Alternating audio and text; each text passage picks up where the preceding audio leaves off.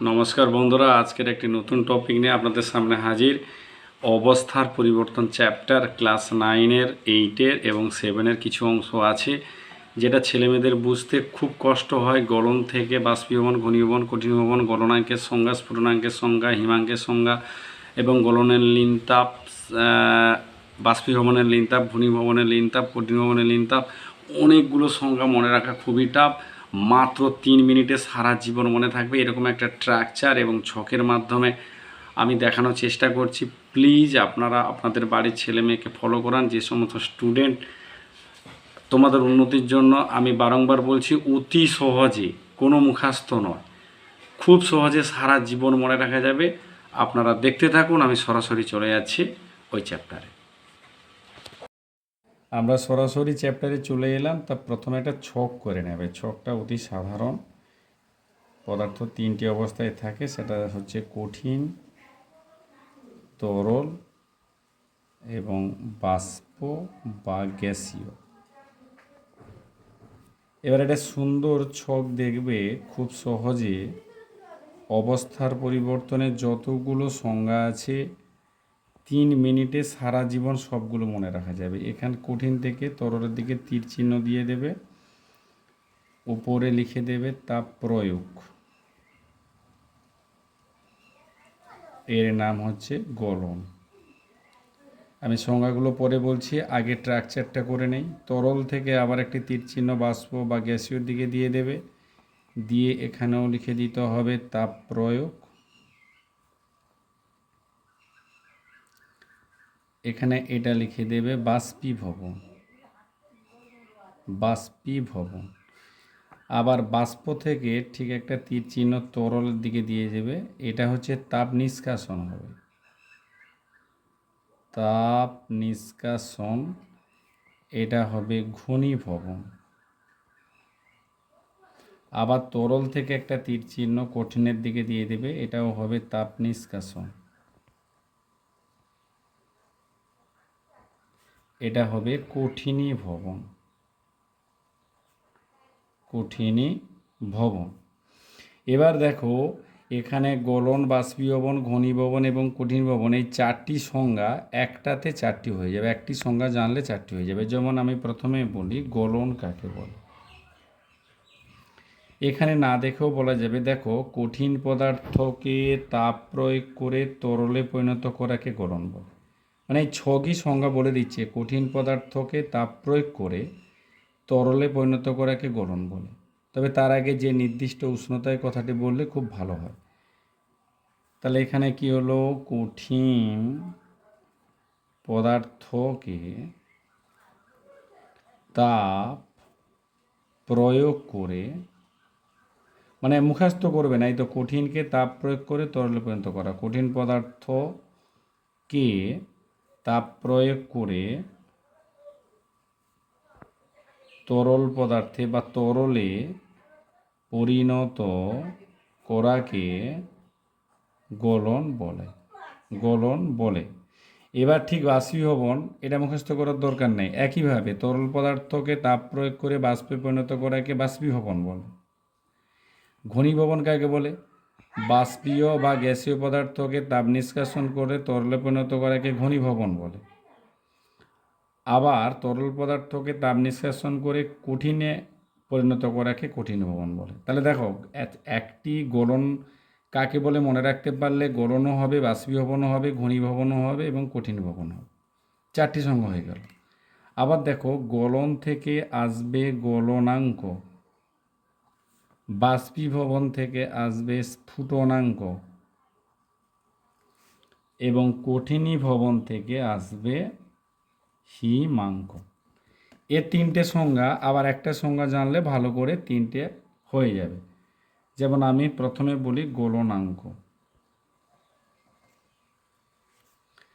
প্রমাণ বায়ুমণ্ডলীয় চাপে, প্রমাণ বায়ুমণ্ডলীয় চাপে যে নির্দিষ্ট উষ্ণতায় যখন কোনো কঠিন পদার্থকে, এখানে বোঝা যাচ্ছে কঠিন পদার্থকে তাপ প্রয়োগ করে তরলে পরিণত করা হয়, মানে গলনের পর তো গলনাঙ্ক। প্রমাণ বায়ুমণ্ডলীয় চাপে যে নির্দিষ্ট উষ্ণতায় যখন কোনো কঠিন পদার্থকে তাপ প্রয়োগ করে তরলে পরিণত করা হয়, এখানে আরেকটু উঠতে হবে, যতক্ষণ না সমগ্র কঠিনটি সমগ্র তরলে পরিণত না হয় ততক্ষণ ওই উষ্ণতা স্থির থাকে। সেই উষ্ণতাকে ওই পদার্থের স্বাভাবিক গলনাঙ্ক বলে। এই সংজ্ঞাটা একটু বড় হয়ে গেল, কিন্তু মনে রাখার সুবিধা, একটু মন দিয়ে দেখবে, আমি ছকে দেখাচ্ছি। প্রমাণ বায়ুমণ্ডলীয় চাপে যে নির্দিষ্ট উষ্ণতায় যখন, এ পর্যন্ত প্রত্যেকটাই লিখতে হবে, গলনাঙ্কের ক্ষেত্রেও লিখতে হবে, স্ফুটনাঙ্কের ক্ষেত্রেও লিখতে হবে, হিমাঙ্কের ক্ষেত্রেও লিখতে হবে। আমি গলনাঙ্কের সংজ্ঞা আবার বলছি, প্রমাণ বায়ুমণ্ডলীয় চাপে যে নির্দিষ্ট উষ্ণতায় যখন কোনো কঠিনকে তাপ প্রয়োগ করে তরলে পরিণত করা হয়, এবার যতক্ষণ না সমগ্র কঠিনটি সমগ্র তরলে পরিণত না হয় ততক্ষণ ওই উষ্ণতা স্থির থাকে, মানে যে উষ্ণতায় বরফ গলে জল হচ্ছে অথবা কঠিন পদার্থ থেকে তরলে পরিণত হচ্ছে। এবার দেখো স্ফুটনাঙ্কের সংজ্ঞা আপনা আপনি হয়ে গেছে। একইভাবে প্রমাণ বায়ুমণ্ডলীয় চাপে যে নির্দিষ্ট উষ্ণতায় যখন কোনো তরলকে তাপ প্রয়োগ করে বাষ্পে পরিণত করা হয়, যতক্ষণ না সমগ্র তরলটি সমগ্র বাষ্পে পরিণত না হয় ততক্ষণ ওই উষ্ণতা স্থির থাকে। ওই উষ্ণতাকে ওই পদার্থের স্বাভাবিক গলনাঙ্কটাকে এখানে চেঞ্জ করে দিয়ে দেবে স্ফুটনাঙ্ক। হিমাঙ্ক একইভাবে হবে, প্রমাণ বায়ুমণ্ডলীয় চাপে যে নির্দিষ্ট উষ্ণতা এ পর্যন্ত সবার ক্ষেত্রে একই, যখন কোনো তরলকে তাপ নিষ্কাশন, এক্ষেত্রে তাপ নিষ্কাশন হবে, এদিকে তীর চিহ্ন, তরলকে তাপ নিষ্কাশন করে কঠিনে পরিণত করা হয়, যতক্ষণ না সমগ্র তরলটি সমগ্র কঠিনে পরিণত না হয় ততক্ষণ ওই উষ্ণতা স্থির থাকে, তখন ওই নির্দিষ্ট উষ্ণতাটাকে ওই পদার্থের স্বাভাবিক হিমাঙ্ক বলে। তাহলে দেখো এখানে হলো 4টি সংজ্ঞা, একটা জানলে 4টি হবে, এখানে একটি জানলে 3টি হবে। এবার আমি চলে যাচ্ছি লীন তাপ। লীন তাপ, লীন তাপের সংজ্ঞা এটা জানো, বস্তুর অবস্থার পরিবর্তন করতে গেলে যে পরিমাণ তাপ প্রয়োগ অথবা নিষ্কাশন করতে হয়। তা আমি যদি একবারে বলে দিই গলনের লীন তাপ। গলনের লীন তাপ কি না, এটা একইভাবে করতে হবে, স্থির উষ্ণতায় একক ভরের, স্থির উষ্ণতায় একক ভরের কোনো স্থির উষ্ণতা একক ভরের, আমি যদি গলনের লীন তাপ বলি তাহলে এক্ষেত্রে আমি গলন দেখতে পাচ্ছি কঠিন থেকে তরল, তাহলে স্থির উষ্ণতা একক ভরের কোনো কঠিনকে বা কঠিন পদার্থকে, কোনো কঠিনকে তরলে পরিণত করতে গেলে বা করতে যে পরিমাণ তাপ প্রয়োগ করা হয় সেই পরিমাণ তাপকে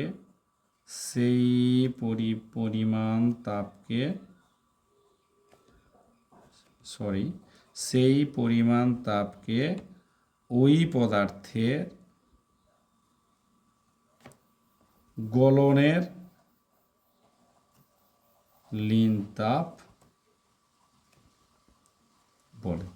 তাহলে দেখো এক্ষেত্রে আর মুখস্থ করার দরকার নাই, স্থির উষ্ণতায় একক ভরের প্রতি ক্ষেত্রে বলবে, কোনো কঠিনকে তরলে পরিণত করতে গেলে যে পরিমাণ তাপ প্রয়োগ করতে হয় তাকে গলনের লীন তাপ। তাহলে বাষ্পীভবনের লীন তাপ কি, স্থির উষ্ণতায় একক ভরের প্রতি ক্ষেত্রে বলবে, কোনো তরলকে বাষ্পে পরিণত করতে গেলে যে পরিমাণ তাপ প্রয়োগ করতে হয় তাকে বাষ্পীভবনের লীন তাপ বলে। ঘনীভবনের লীন তাপ কাকে বলে? একইভাবে স্থির উষ্ণতা একক ভরের কোনো বাষ্পকে তরলে পরিণত করতে যে পরিমাণ তাপ নিষ্কাশন করতে হয়। আবার একইভাবে স্থির উষ্ণতা একক ভরের কোনো তরলকে কঠিনে পরিণত করতে গেলে যে পরিমাণ তাপ নিষ্কাশন করতে হয় তাকে কঠিন ভবনের লীন তাপ বলে। তাহলে দেখো, এখানে 4টি সংজ্ঞা, এখানে 3টি সংজ্ঞা, এখানে 4টি সংজ্ঞা। তাহলে 4 3 7 4 11টা সংজ্ঞা মাত্র 2 থেকে 3 মিনিটে এই স্ট্রাকচারের মাধ্যমে সারা জীবন মনে রাখা যাবে। খুব সহজতম ছক, তোমরা ভালো করে করো। পরবর্তী দিনে আবার কোনো নতুন টপিক নিয়ে আপনাদের সামনে হাজির হব। নমস্কার।